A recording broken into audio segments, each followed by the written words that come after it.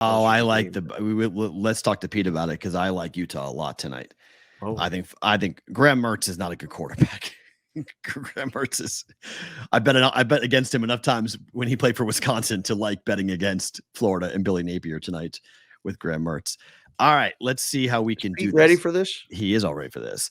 Let's get him on. He is one Mr. Pete Fiutak joining us here on the Bostonian versus the Book. Pete, can you hear us, sir? I can hear you clear. You sound great. Yeah, there's teams like you get into teams in Texas. Like there's like teams that like Texas State that like never leave. Like I know Texas is a monster place, and going to some other Texas school is like the equivalent of going to Hawaii because it's on the other side of the world. But you can fun stat that with some of these places where they have 8 straight games where they don't leave the state for whatever that means. But yeah, there are a lot of teams like that. And yeah, this is going to be fun tonight. I mean, the thing about Graham Mertz, and it goes for all these transfer quarterbacks, you don't know. And look, at last year at this time, all SEC fans were like, oh, Bo Nix, ha ha, good luck with that. And the dude turns out to be, almost Heisman calendar. I kind of think DJ Uiagalelei is going to blow up. Oh, really? Yeah, I mean, Mertz is. Yeah, look, remember, he was a top recruit. I mean, he was destined to be Alabama's quarterback in the whole process. Auburn really wanted him. He was I think there's some crazy stat that he's like the biggest recruit Wisconsin ever got at quarterback. And he was great right away, but the system, that offense. So let's see what happens. The game slows down when these guys get older. They can handle a little bit better and let them wing it around. Just the different change of scenery. I'm still going Utah on this, but I will not be shocked if Graham Mertz isn't awful. Pete, where are you at right now? At the immediate moment, I am running from errand to errand, and I am just trying in outside I will not leave my office for the next 5 weeks at least. So I'm getting everything done as I can right now. Yes. So you're in the Midwest, though, right? I am. Nebraska is playing Minnesota tonight. All right.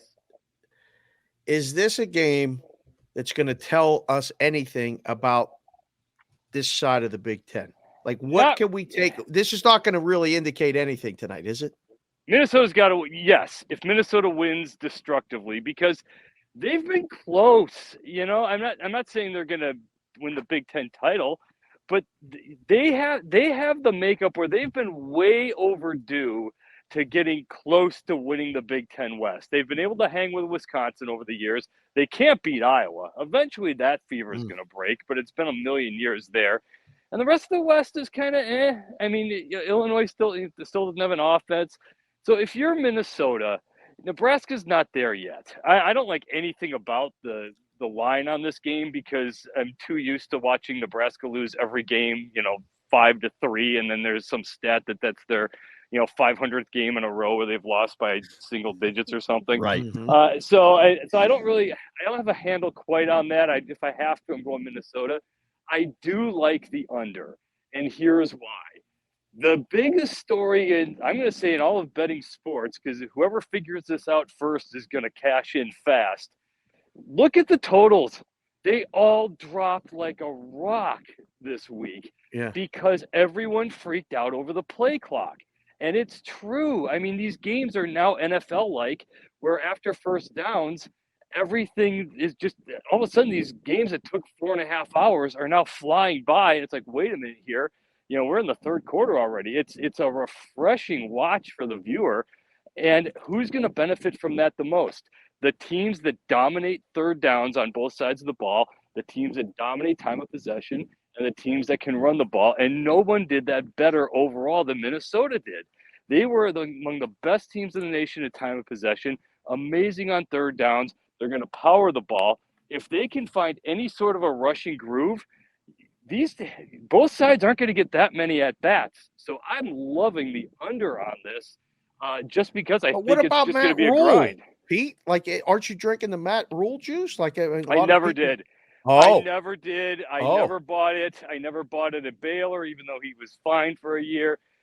Carolina, whatever. That's the pros. You either have Patrick Mahomes, or you don't. But he's going to make them better. He is a good coach. I don't mean to dog him that much. And so, yes, he will, but they don't have the talent yet. They are going to have a different, better schemes, better skill levels. But I'm not there yet with thinking Nebraska is about to be this offensive juggernaut right out of the gate. They just don't have the guys. And if Minnesota goes Minnesota and pounds away like it can, this is like, 17-10 or something like that. I'll be stunned if this is any sort of a shootout. Oh, I agree. 17-10 is fine by me because I like the dog. I like Nebraska plus the points. Here's my question, though, because week 1, unders went 4-3, not a dramatic number. And we only saw on average the games were about 3 to 4 plays shorter than what they have been. So really, was there that? I mean, we only have that 7 games. I heard that stat. I heard that stat from somewhere else. That can't be true. It's on average. I mean, look at the games because there were some really high-scoring games. I mean, Vanderbilt and Hawaii was a really high-scoring game. USC and San Jose State was a real high-scoring game. So we saw some games that were typical college football type of shootouts. If you had passing games that didn't always click, and that's going to be sort of the other part of this thing too. Who has the consistent passer? Because those San Diego State USC game, Caleb Williams was great, but they did have a lot of outplays that went out of bounds. You had just a few misfires here and there, which stops the clock. It's just a different stylistic. So you're right. So the games that are going to have the okay passing games, maybe not the elite ones, and that's Hawaii and Vanderbilt was that. Those games are going to feel more normal because the clock is going to stop. San Diego State, Ohio, they played that in like 20 minutes. I mean, because San Diego State just kept running, and all of a sudden they're on like a 9-minute drive, and even then they lost the time of possession battle. So it really is going to be dependent upon the styles themselves. But again, as it's one of those things where I know the stats right. I'm sure I've heard. I would say that would probably be more possessions than plays, but okay. Mm-hmm. But maybe they just sped up the time faster because now. Before it behooved you to kind of slow things down, and now you can speed it up a little bit better because the clock you get into a little more of a groove. But again, someone's going to go on a 15-minute drive. You're going to get a game where like Army is just going to convert like 7 third downs, and all of a sudden it's like holy crap, they've got like a 48-minute time of possession battle. I mean, someone's going to do that. So I do think it's going to be game specific. Not necessarily an across-the-board thing. Can't wait for that. There'd be people immediately complaining about, football's going too fast and everybody's running too much, and the complaints will come quickly. The big game Saturday night, Pete, is Penn State hosting West Virginia. The line has shot up. We had Brad Howe on yesterday talking about it from a West Virginia standpoint. You have any thoughts on that game, either side or total or something that we should look for? Because Matt is on Penn State season win over. I'm an alumni of Penn State, and I'm really hoping that they can maybe win the Big Ten this year. Not crazy. Tell them, Pete. Well, here's this. Maybe not win the Big Ten. Just split between Ohio State and Michigan. I'll sign for that. Get to 11-1. Roll the dice. I mean, because I'm a believer that both Ohio State and Michigan are getting in the college football playoff. Well, if I'm also banking on my ideas that Penn State beats Michigan beats Ohio State, they all have one loss, or Penn State probably loses one game along the way. I had to someone else, but like Ohio State, say they do, yeah. Ohio State, but someone else too. Anyway, like if they're not going to lose to Michigan State, but let's say that Iowa. No, don't say it. Neither one of you say this. Stop. The Iowa game is the game. That's the bet. Nine wins over 9.5 wins is the bet. Is Iowa? They'll beat Iowa. If they don't, they're going to go 9-3 potentially. Yeah, I don't know if they're going to go 9-3, but they're too good to not be at least 10 wins good. So a long-winded way of kind of saying it's week 1. We don't have preseason to go off of. The lines are always off because they're on a guess. I do 133 team preview book reports, so it seems like no one has more info on this. I don't know. I mean, I'm guessing here because I'm assuming these teams are gelled. which is why I don't know why you don't schedule Idaho State or Cream Puff Tech or anybody else to start the season just to gel up a little bit. So when in doubt, just go with the team with more talent. Just go with it. West Virginia, they've got the offensive line who's very good. They can pound. They do have guys on NIL money too.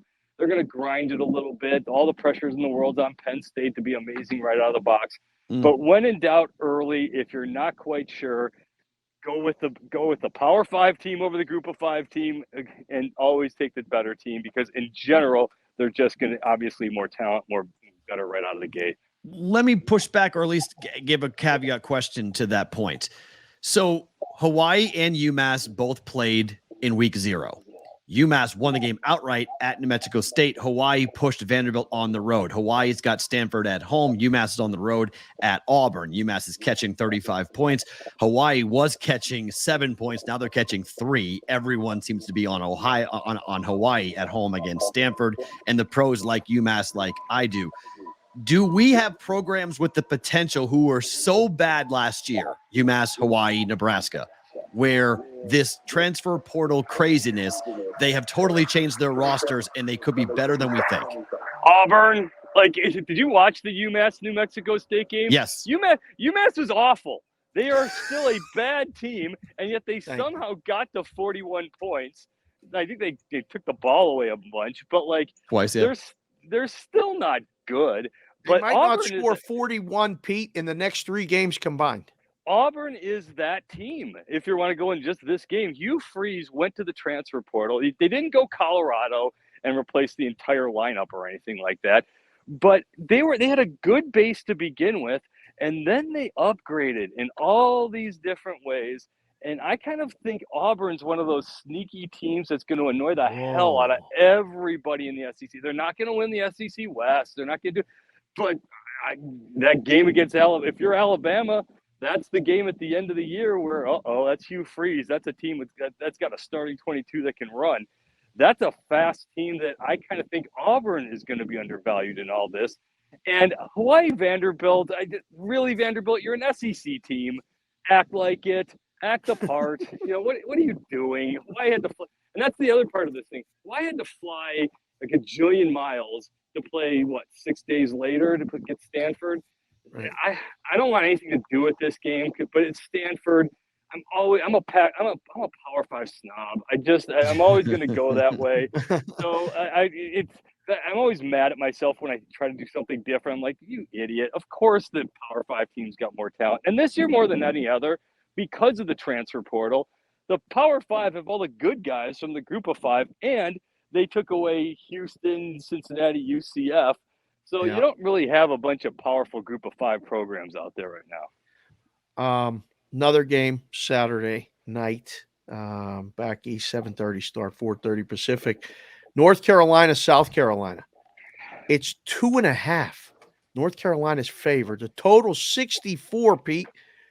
Automatic shootout, right? This has got to be an over. This is going to be one of those games they go back and forth, and Spencer Rattler lights it up, no? Yeah. Well, this is one of those games where, look, it's a Saturday night game. There's not a whole lot of other big games to watch. You take the over, have some fun. If it doesn't work out, you tip your cap and okay, it didn't work. But of course, North Carolina still doesn't have a defense. They've never had a defense in the Mac Brown era. And South Carolina games are always shootouts and crazy. I don't understand the North Carolina love. I have a theory that, including in the polls, in the AP and coaches poll, if they know who the starting quarterback is, that's an automatic, at least 3 to 5 spot bump. Because I know who Drake May is. They're good. I'm going to break them here. I think the same thing. I don't think people really know Spencer Rattler, as crazy as that is, but he's a competent pro prospect as well. So I like that. As long as being a Power 5 snob, when in doubt, go with the SEC, especially as an underdog, except with Florida, Utah. But go in a relatively neutral site game. Yeah, I'll take the South Carolina team, a little bit of an attitude against the North Carolina team that, for all the yay North Carolina doesn't see, they don't win games like this. This is the game where that defense gives up 589 yards in the first half, and they can't stop anybody. And I will be shocked if it's not a shootout.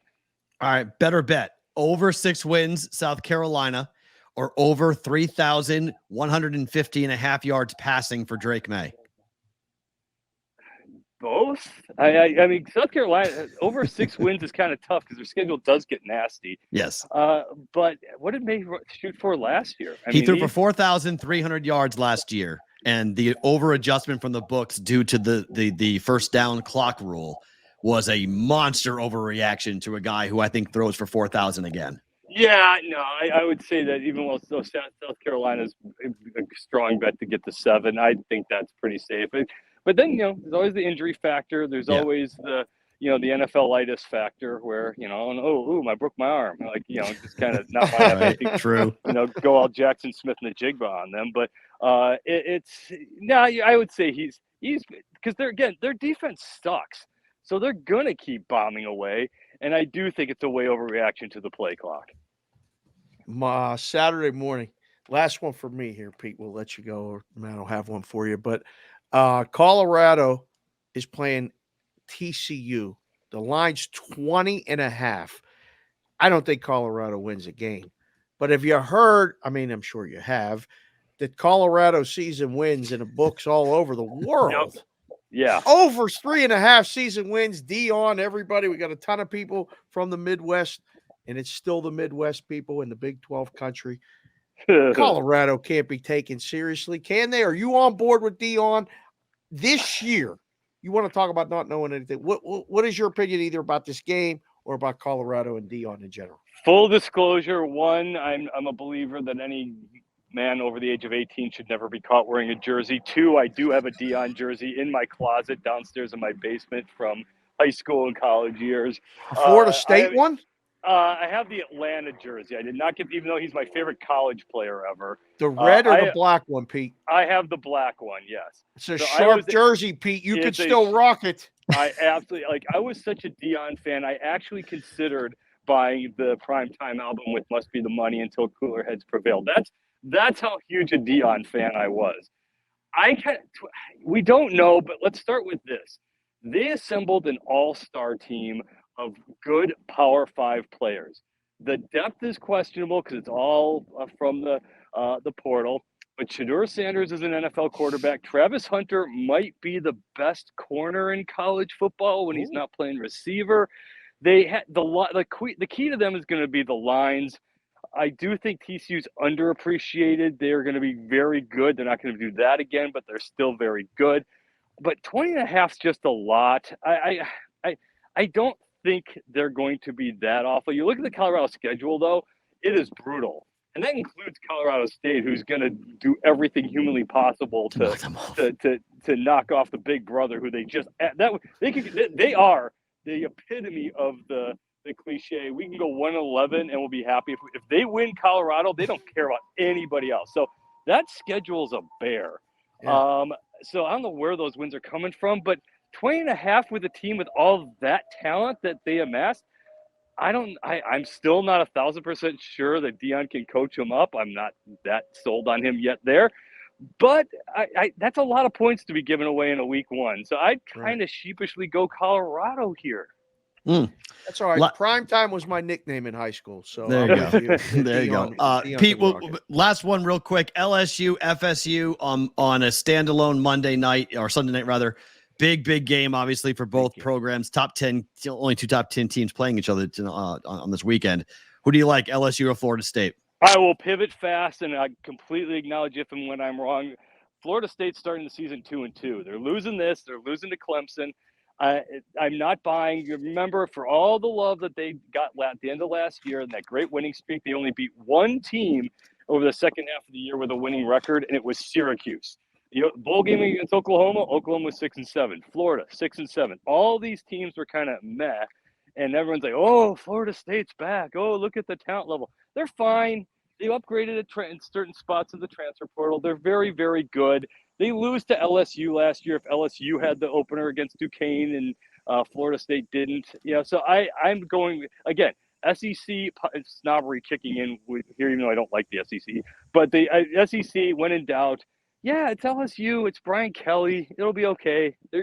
They'll come out and win this. These night games tend to go kind of like you'd think they were. Take Clemson and the points against Duke. We know how those Monday night Labor Day games go. It's 41-3. We know how we know how these things play out. And I will be stunned if LSU doesn't win this game. And if they don't, I will be all in on the Florida State bandwagon. Pete, great stuff, man. Thank you for the Thanks, time. Pete. No, you're super busy. Appreciate you coming on. We'll do it again soon. All right? Anytime, you two. Have a great one. All Take right, you care. too. Pete Fiutak, College Football News at Pete Fiutak to follow him.